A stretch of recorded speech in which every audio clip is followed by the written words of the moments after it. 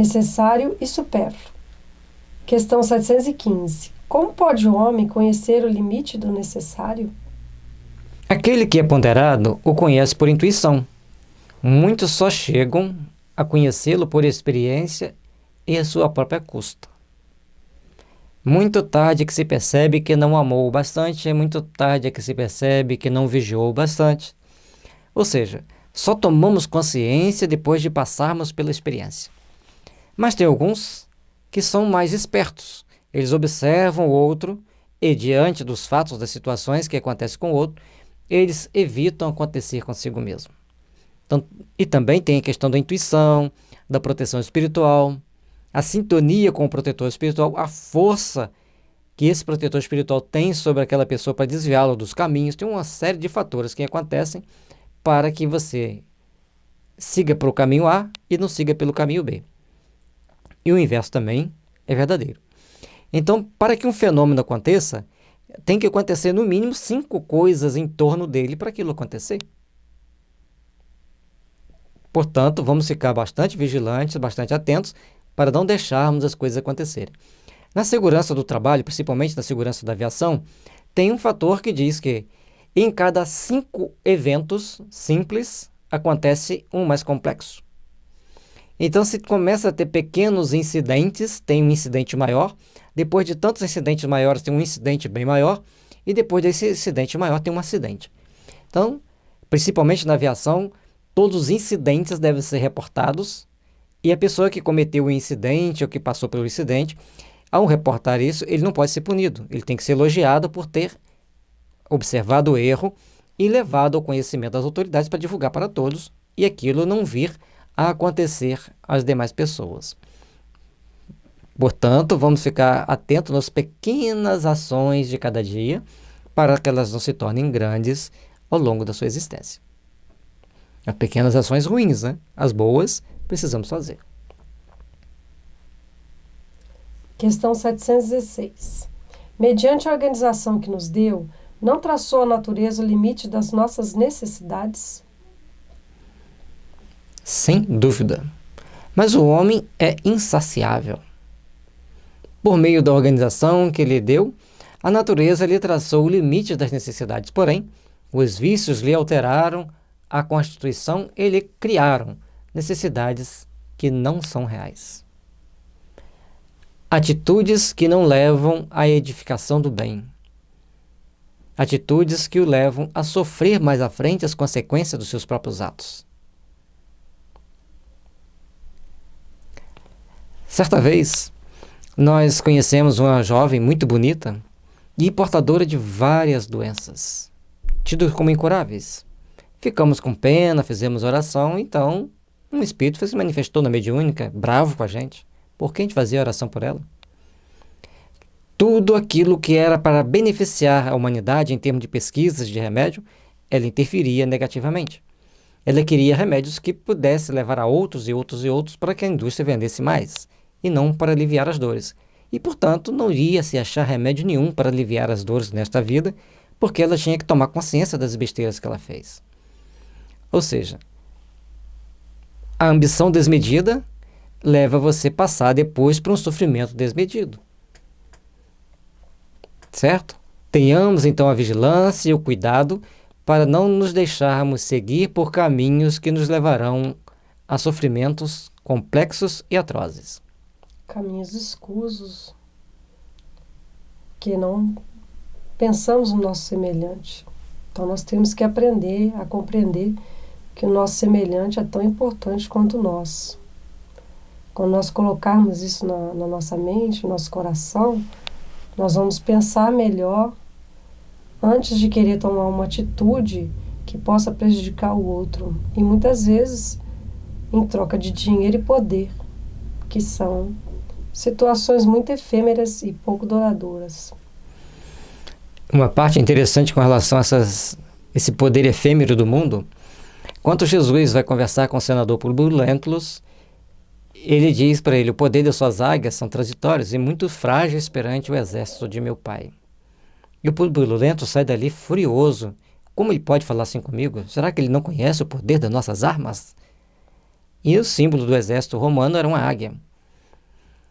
e aquilo que tudo vê, a frieza de ação, mas o tempo mostrou para o senador Publio Lentulus que Jesus estava 100% certo. O poder das suas águias durou muito pouco. Outros tomaram-lhe o lugar e Publio Lentulus seguiu por caminhos bem tortuosos em termos de tentar redimir-se, passando por caminhos muito espinhosos, melhor dizendo, para redimir-se e adentrar ao caminho daqueles que trabalham pela luz. Logicamente que hoje é um trabalhador da luz, mas escolheu-se o caminho. Então, sempre que eu leio aquela passagem há 2000 anos, de Jesus conversando com Publio Lentulus, eu sempre procuro ouvir, quando que tem o vídeo gravado, então a gente vai ouvindo como nós devemos repensar nossas atitudes, as nossas ações, para conquistarmos um amanhã melhor.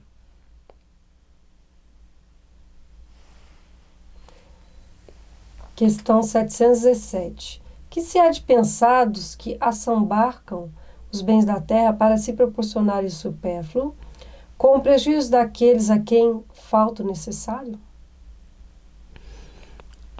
Ouvido a lei de Deus e terão que responder pelas privações que houverem causado aos outros. Olvidar, esse olvidar com L, quer dizer esquecer. Então você está esquecendo das leis de Deus e terá que responder por elas. Quando teve aquele tsunami no Japão, aquelas pessoas tranquilas na fila, com aquela serenidade toda, com aquela educação japonesa. E aí nós perguntamos para a espiritualidade como que eles conseguem ter tanto equilíbrio naquela situação. Primeiro, que eles são educados.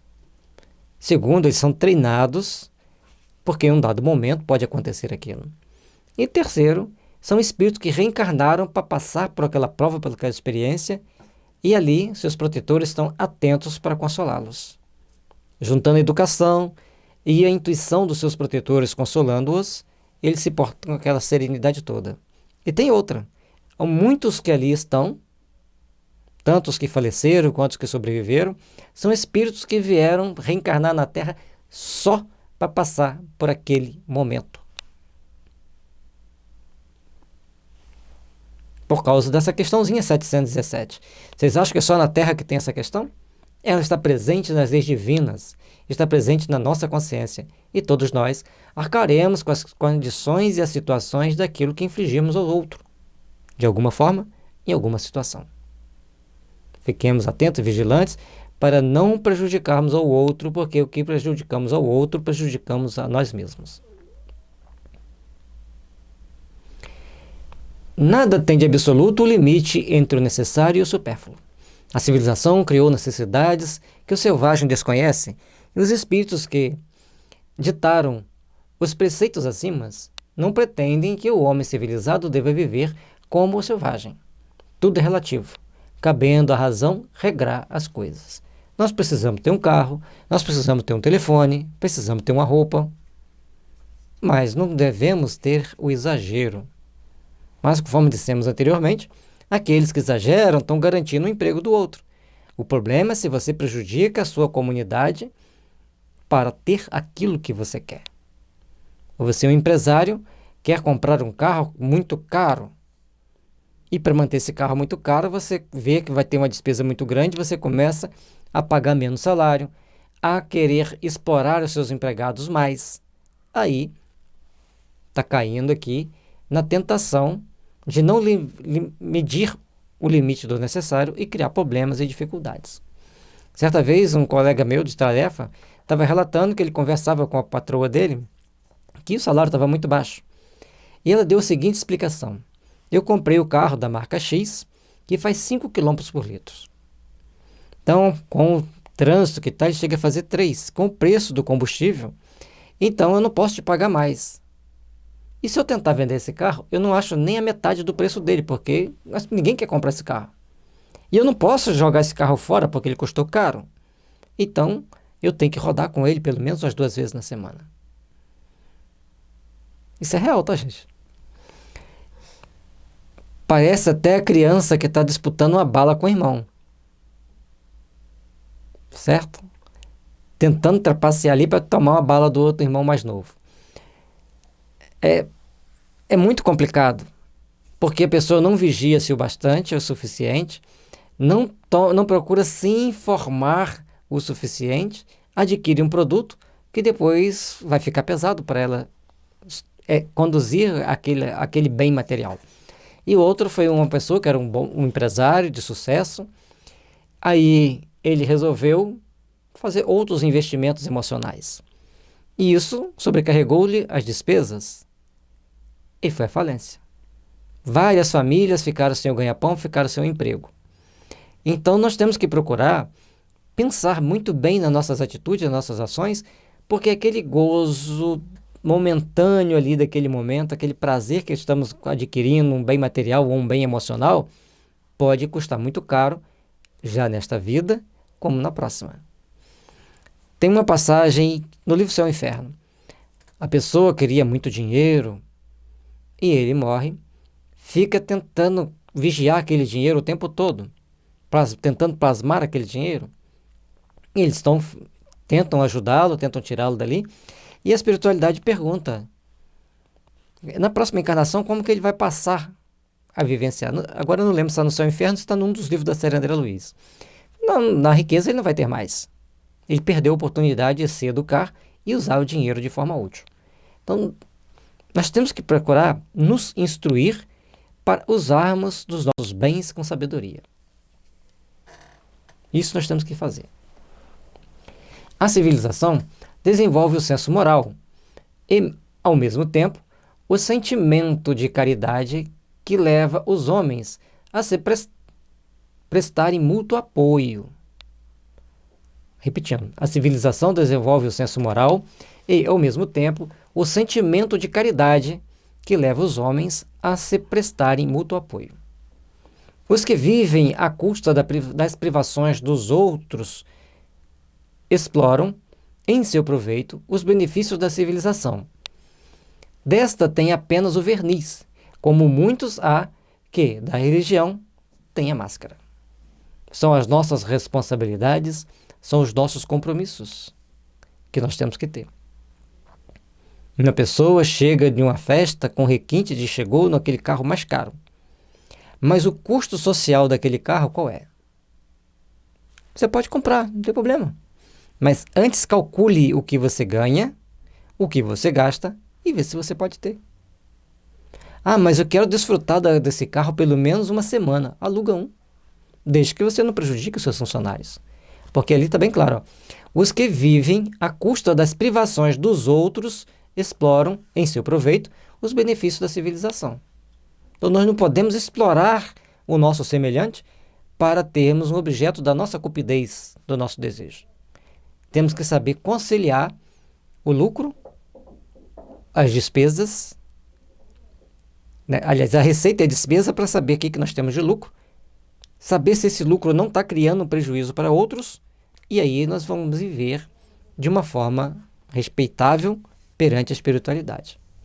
É um exercício que nós temos que aprender a fazer. Aí você está me ouvindo agora e fala assim, nem quero saber mais do espiritismo, olha o que ele está falando. Não tem importância, você já ouviu. A sua consciência vai te cobrar com mais intensidade. Então nós temos, se nós já erramos, tudo bem. Vamos ver o que podemos fazer da agora para frente. Como nós vamos nos adaptar da agora para frente. E aí vamos caminhar de uma forma mais segura, de uma forma mais equilibrada, de uma forma mais condizente com alguém civilizado do ponto de vista cristão.